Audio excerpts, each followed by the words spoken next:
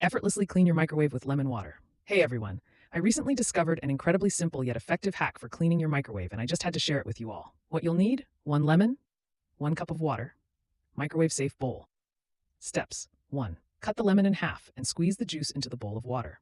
2. Drop the lemon halves into the bowl as well. 3. Place the bowl in the microwave and heat on high for 3 to 5 minutes. The water should boil and the microwave should be steamy. 4. Let it sit for a couple of minutes to cool down slightly. 5. Carefully remove the bowl and wipe down the inside of the microwave with a damp cloth or sponge. The steam will have loosened any food splatters and the lemon will leave a fresh scent. This hack has made microwave cleaning so much easier for me. Give it a try and let me know how it works for you.